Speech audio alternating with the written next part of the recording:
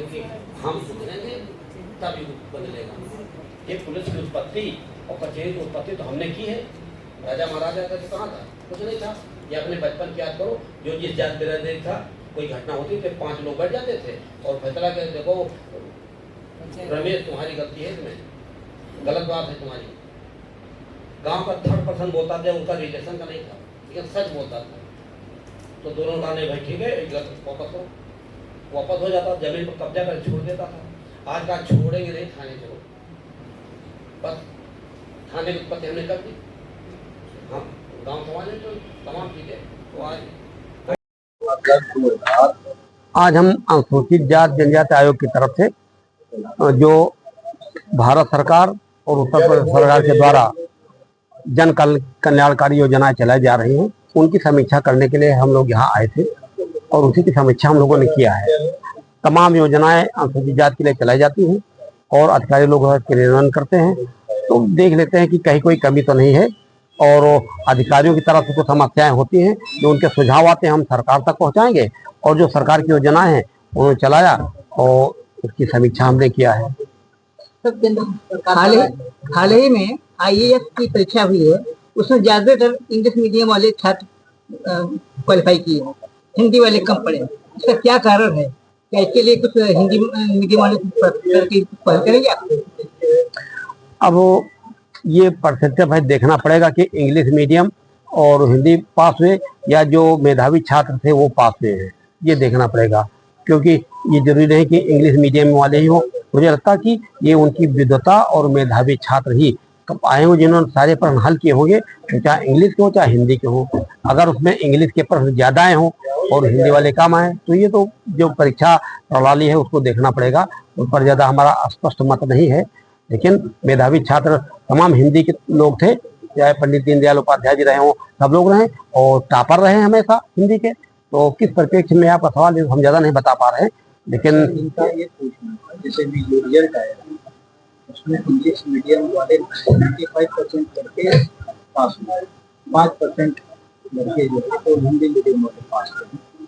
उनका ये कहना था कि हिंदी को बढ़ावा देने की बात की जाए, अब लेकिन पास जो हो रहे हैं लड़के वो इंग्लिश मीडियम वाले पास हो रहे हैं। गाँव के जो लड़के हैं, गरीब लड़के हैं, जो हिंदी से पढ़ के जाते हैं, हिंदी मीडियम से पढ़ के जाते हैं, उनको वो अपॉर्चुनिटी। हाँ, अगर है तो हम आपके माध्यम से मांग करेंगे कि भाई हिंदी में प्रश्न पत्र बनाया जाए, और क्योंकि हम लोग हिंदी भाषी हैं, भारत हमारा हिंदुस्तान हिंदी का देश है और वो हर कार्यालय में हम हिंदी को बढ़ावा देते हैं। और अंग्रेजी तो जैसे हमारे संस्कारों को अंग्रेजी शिक्षा खाई जा रही और अंग्रेजी आके हमारी हिंदी खाई जा रही है, तो अगर इस तरह कोई कमी है तो हिंदी में हमारा हिंदुस्तान है और हिंदी में प्रश्न पत्र बनाए जाए, आधे हिंदी बना दीजिए आधे अंग्रेजी बना दीजिए। ये हम आपकी तरफ से हम अपील करना चाहेंगे। केंद्र सरकार द्वारा जाति जनगणना तमाम हमेशा से मांग रही है, वो नेता मांगे या जनता मांगे, लोग चाहते थे और प्रधानमंत्री मोदी जी ने उनको निराश नहीं किया। ये जनता की मांग थी कि जाति जनगणना हो जाए, तो ये आदेश करके उन्होंने मुझे लगता है कि एक सराहनीय काम किया है। एक बहुत बड़ा प्रश्न खत्म हो गया, लोग मांग करके राजनीति करते थे और ये नेताओं की नहीं जनता की मांग थी कि ये हम कितने हैं हमको पता नहीं, ये सरकार ही बता पाएगी कि हम कितने हैं। तो जाति जनगणना हो जाने के बाद वो साफ हो जाएगी और मोदी जी के समय में तमाम समस्याओं का समाधान अस्थायी होने जा रहा है। जैसे अभी तक गांव में हम आबादी में बसे हैं, मेरा कोई मकान कहीं चिन्हित नहीं था, आज घरौनी बना करके उन्होंने एक बहुत बड़ा ऐतिहासिक काम किया है। अब मुझे पता चल जाएगा ये मेरा मकान है, हमारी पीढ़ियां कहेंगी हमारे दादा का मकान है। और उसी तरह जाति जनगणना करने के बाद पता चल जाएगा कि हमारी जातियां कितनी है। लोग चुनाव लड़ने जाते हैं तो बता देंगे कि शहर में इतना पासी है, इतना पंडित है, इतना फला फला जवानी बताया करते हैं। तो अब जनगणना हो जाएगी तो ये नया दस्तावेज जो बनेगा उससे स्पष्ट हो जाएगा कि हमारी इस जाति की इतनी संख्या है, और फिर उस आधार पर राजनीति करने में और समाज सेवा करने में अच्छा लगेगा। तो हम मोदी जात की जनगणना होने जा रही है तो उससे बाद में जो है दिक्कत नहीं पैदा होगी कि हम इतने संख्या में हैं, खून खराबा नहीं होगा कि अभी कोई विवाद नहीं बढ़ेगा। अब खून खराबा कहाँ से हो जाएगा जब हम पाकिस्तान में बंटवारे के टाइम पर हम 22% से आज हम 2% पे आ गए, कहाँ खून खराबा होगा? जान जाएंगे, कम हो जाएंगे तो भी नहीं, ज्यादा नहीं, एक सही फिगर आ जाएगी, खून खराबा कहीं नहीं होगा। क्योंकि भाईचारा हमेशा बना रहेगा, अपने देश में भाईचारा बना रहेगा, लेकिन जाति की जनगणना से रक्तपात नहीं होगा। हाँ, मांग कर सकते होंगे कि ये संख्या हमारी इतनी, हमको इतना दिया जाए, तो ये जमाने की बातें हैं। मुझे लगता है कि वोट जाति जनगणना न हो तब भी एमएलए एमपी के चुनाव परिणाम बता देते हैं कि कौन जाति पर भारी है। अनुसूचित जनजाति की मेधावी छात्राओं के लिए क्या कोई विशेष योजना क्या है? हाँ, उनके लिए निःशुल्क कोचिंग चल रही है और आपके यहाँ पे 3 सेंटर चलाए जा रहे हैं।